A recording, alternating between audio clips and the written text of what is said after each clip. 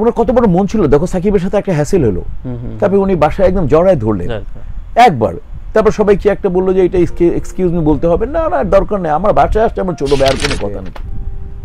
ফারুক পাঠান আমার পেছনে বসে আছে, এই অ্যাটলিস্ট এইটুকুই আমার ফিল, উনি আমাকে এত আদর করতেন, এত ভালোবাসতেন, উপরে নিয়ে যেতেন। আমি ডিম ভাজা পছন্দ করি, যে কোনো মানে পোলাও দাও, তুমি ভাত দাও, যে কোনো আইটেমে ডিম ভাজা, তো উনি আমাকে ডাকতেন, কই তুমি, তোমার ভাবে ডাকছে, আসো তোমার ডিম আছে, তোমার ডিম ভাত, তোমার ডিম ভাজা রেডি আছে। জিজ্ঞেস করতে চাই যে কার কাজ আছে, খালি বলো না, ওই রায়হান রাফি ছাড়া কার কাজ আছে, আমার দুইটার আরেকটা নাম বলো তো, রায়হান রাফি ছাড়া ফিল্ম নিয়ে বা ওটিটি একটা ওটিটি ফিল্ম নিয়ে বলি, রায়হান রাফি ছাড়া আর তো আমি কারোরই কাজ দেখি না, আমি কারোরই বললাম। বাংলাদেশের পরিচালক কতজন আমি জানি না, হয়তো ধরো 350-400 হবে না, আমাকে শুধু রায়হান রাফি ছাড়া আমাকে একাধিক কাজ কেউ দেখাও তো, ফিল্ম দুটো আছে, আমাকে দুটো আছে।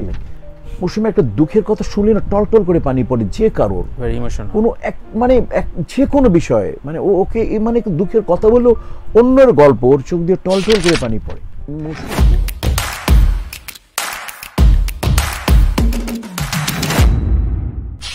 কলিগ তো দুজনই, একজন নির্মাতা, একজন রেসপেক্টেবল, একজন লাভেবল।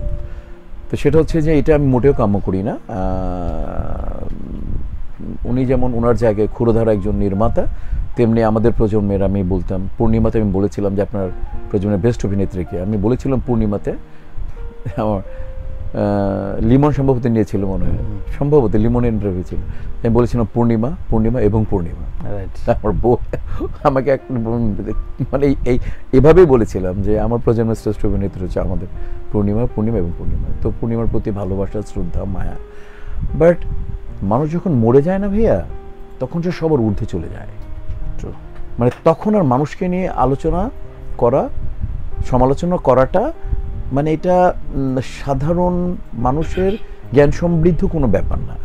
তো আমি হয়তোবা ও কষ্ট থেকে করেছে, বাট এটা করা উচিত হয়নি, কারণ ও নিজেও মানে একজন অনেক মানে তার লেভেলে সে তো অনেক মানে নাম ডাকা, কাজে এটা করাটাকে আমি মনে করি যে ও তো হয়তো ইমোশনটাকে কন্ট্রোল করতে পারেনি, but she should control her emotion ওই জায়গাটা ডেফিনেটলি অ্যাট দ্যাট টাইম।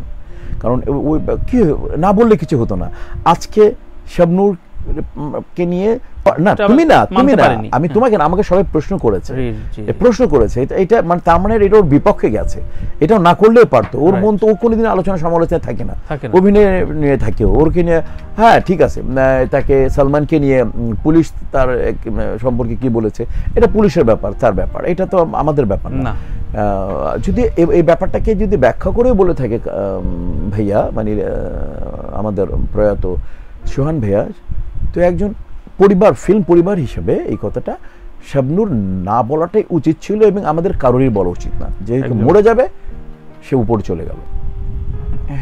আমি আগে যেদিন আমাকে হোসেন ভাই ফোন করলেন, আমি শুটিং করছিলাম রায়হান খানের, এফডিসিতে ছিল। আমাকে যখন বললেন, আমি ওই দিনই বললাম যে হোসেন ভাই আমি কিন্তু উত্তরা 4 নম্বর সেক্টরে একেবারে ভেতরে থাকবো, এবং আমাকে ঘিরে সব শুটিং, রোশান, আমি, ভাবনা, তারপরে ওই যে আমাদের সুজন মানে শাহেদ, তো সব আমি ওর বাবার চরিত্র করতেছি, তো সব সিন আমার সব। আচ্ছা, তো আমি আগে বলেছিলাম যে ভাইয়া মিডিয়ার ছবি আপনি বোঝেনই তো ভাইয়া, তো এটাই এফডিসি বেজ না, তো আমি চেষ্টা করব, আমার ডেটেই ওই শুটিং নেওয়া হয়েছে। তো বলে আচ্ছা ঠিক আছে চেষ্টা করো। তো আমি যেতে পারিনি, দুঃখ প্রকাশ করি, বাট আমি তার প্রতি দোয়া, তার প্রতি আমার যে কাজ করার যে আমি সেটা করে গেছি। এবং মৌসুমি আসে নাই কেন, এটা আসলে ভালো হইতো আর কি, এটুকু বলতে পারি, আসলে ভালো হইতো। মানে মৌসুমি তো মৌসুমি, তাই না, ওর মতো একটা ব্যক্তিত্ব সালমানের সাথে মৌসুমি, কারণ সালমানের সাথে আর একটু হ্যাসেল হয়েছিল, কিন্তু মৌসুমির সাথে তুমিকে জানা প্রশ্ন করা উচিত। মানে আমার মনে কোনো কাজ ছিল, মৌসুমি তো অনেক বড় মনের একটা মানুষ। মৌসুমি কিন্তু মানে আমি তো খুব কাছ থেকে মিশেছি, মৌসুমে একটা দুঃখের কথা শুনলে না টলটল করে পানি পড়ে, যে কারোর কোনো মানে যে কোনো বিষয়ে, মানে ওকে মানে দুঃখের কথা বললেও অন্যের গল্প ওর চোখ দিয়ে টলটল করে পানি পড়ে। মৌসুমের কোনো মানে আমার মনে হয় কারণ ছাড়া কোনো না কোনো কারণ ছিল, নিজের না আসেনি না, মৌসুমে না আসার লোক না, কোনো কারণ ছিল হয়তো। তারেক মানে সোহানুর রহমান সোহান মৌসুমি কিনেছেন, চলচ্চিত্র সমৃদ্ধ করেছেন। ক্যামাস থেকে ক্যামাস তাক পর্যন্ত একটা কপি ছবি হোক, কিন্তু উনি বম্বের ওই ফরম্যাট থেকে আমাদের ফরম্যাটে এত সুন্দর করে বানিয়েছিলেন, মেধা লাগবে তো, মেধা ছিল কি। তারপরে উনি সালমানকে এনেছেন, সালমান যার মৃত্যুতে 15 জন যুবক যুবতী আত্মহত্যা করেছে। উনি সাকিবেরও আলটিমেটলি এফএম আনিকার দুইজন, কিন্তু ইন্ট্রোডাকশন তো ওনার হাত দিয়ে হয়েছে, অতএব ক্রেডিট গোস টু সোহান ভাই যাবে সাকিবের ব্যাপারে, ওস্তাদ বলতে দুইজনকেই। তো এতগুলার স্রষ্টা এই লোকটা যখন সভাপতিও ছিল, মানে তখনও মানে কোনো মানে লোকটা মারা গেছে, তুমি দেখো তার কোনো নির্মাতা হিসেবে সে মানে লাস্টে তার কোনো কাজ নাই। ওই তো আমি বললাম যে 3-4 বছর আগে সভাপতি ছিলেন বা 2 বছর আগে, যে কোনো কাজ নেই। মানে তুমি সোহান ভাইকে আমরা আজকে কেন বলতেছি, সোহান ভাই একজন অসাধারণ একটা প্রজন্ম সৃষ্টি করে দিয়ে গেছেন, একটা প্রজন্ম ফিল্ম মেকিং একটু ডিফারেন্ট ওয়েতে, একটু আধুনিক ওয়েতে, নতুন নতুন বাচ্চাদের ইন্ট্রোডাকশন করানো। তো এই লোক এহতেশাম সাহেবের পরে তো আমরা ওনাকে বলতাম, এবং রোমান্টিক ছবি তো বাদশা ছিলেন উনি, এটা তো কেউ অস্বীকার করবে না। তো এই লোকটার হাতে মানে কোনো কাজবিহীন মারা গেছে। জিজ্ঞেস করতে চাই যে কার কাজ আছে, খালি বলো না। ওই রায়হান রাফি ছাড়া কার কাজ আছে? আমার দুইটার আরেকটা নাম বলো তো, রায়হান রাফি ছাড়া ফিল্ম নিয়ে বা ওটিটি ফিল্ম নিয়ে বলি, রায়হান রাফি ছাড়া আর তো আমি কারোরই কাজ দেখি না। আমি কারোরই বললাম, বাংলাদেশের পরিচালক কতজন আমি জানি না, হয়তো ধরো 350-400 হবে না। আমাকে শুধু রায়হান রাফি ছাড়া আমাকে একাধিক কাজ কেউ দেখাও তো, ফিল্ম 2টো আছে, আমাকে 2টো ফিল্ম আছে নাকি রেগুলার কারোর কাজ। তা কাজে হচ্ছে যে আমি তোমারটাকে আর ইজি করে দিলাম। চক্রবর্তী, আমাদের একজন শিল্পী চক্রবর্তী, গদু দাদা, উনি কি রিলিজিয়াস কোনো ব্যাপার না, সবার আগে দৌড়াতেন উনি। শিল্পী চক্রবর্তী, গদু দাদা, মানে আমার মানে এক বাক্যে যাদের, শিল্পী চক্রবর্তী, গদু ভাইয়া আর এই সোহান ভাই। ভাবি মারা গেছেন আগের দিন, বাচ্চারা একটা 3টা মেয়ে, তার ছোট মেয়ে তো ছোটই, 2 মেয়ে ম্যারিড, তো ওনারা হয়তো ফ্যামিলিগতভাবে সিদ্ধান্ত নিয়েছিলেন কিছু এরকম। সেটাই।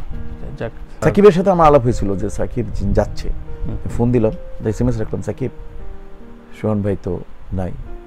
ওর সাথে সাকিব ব্যাক করলো, আমি শর্টেই, কারণ আমি মনে প্রাণে চাচ্ছিলাম সাকিব যাক, আমি তো শুটিং সেগুলো ভাই আমি যাচ্ছি।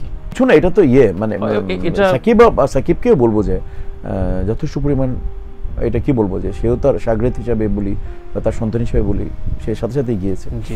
ফারুক ভাই আমার একদম পাশের বাসা না, মানে নির্বাচন দাঁড়াবো না ওনার কথায় দাঁড়িয়েছি, বাংলাদেশের সময় এটা থিমাহারাতে ওইখানে ওনার বাসায়, আমি জানিও না, আমাকে বলছে ডিনার করতে আসো ছোট ভাই, আমি দাঁড়াবো না, উনি আমাকে দাঁড়া করালেন। যাই হোক, তো সেকেন্ড টাইম আর কি, থার্ড টাইম, সেকেন্ড টাইম বলে আমার জন্য দাঁড়ো, আমি বলতেছি হাত ধরে, আমি সবাইকে না করেছি। হোসেন ভাই ছিল, খসরু ছিল, আলম ভাই ছিল, মাসুম ভাই ছিলেন, দীপজল ভাই ছিলেন, এদের আমি সবাইকে ছিল।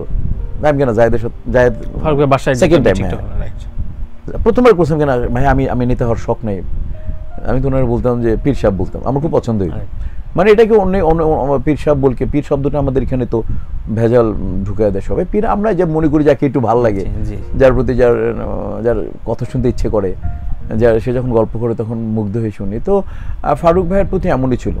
আর দুজনই তো মোটামুটি ঢাকাইয়া, তো ওইটা একটা মিল ছিল। আর পাশাপাশি বাসা, আমার উত্তরা বাসা, তার ওইখানে, আমার এখানে।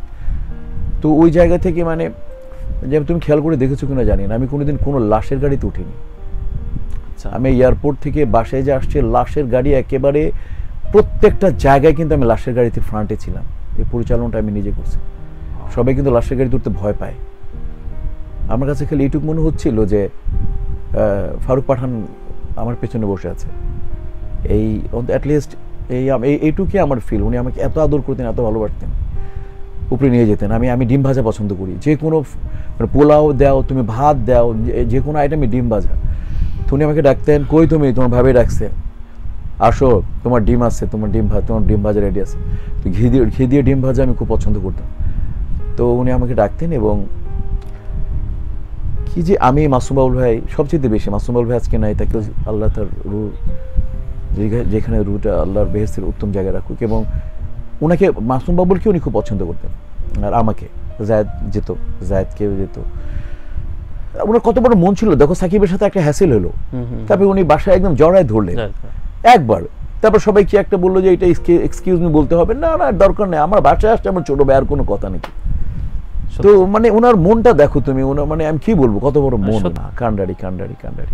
I will never forget the people.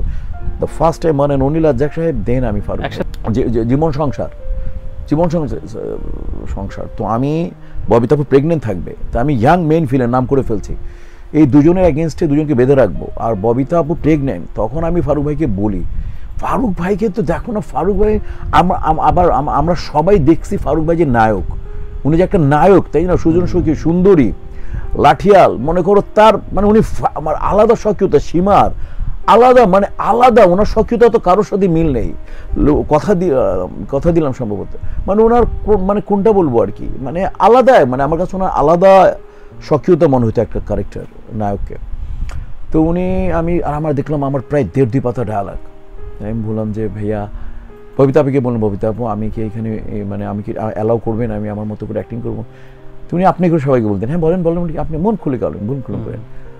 তো ফারুক ভাই সাথে বললো, আরে তুমি চালায় যাও মিয়া, কাম কাজ ভালো কর, মানে এরকম চালায় যাও মিয়া ছোট ভাই, কাম ভালোই করো তুমি, মন খুলে করো, কোনো চিন্তা ভাবনা করবো না।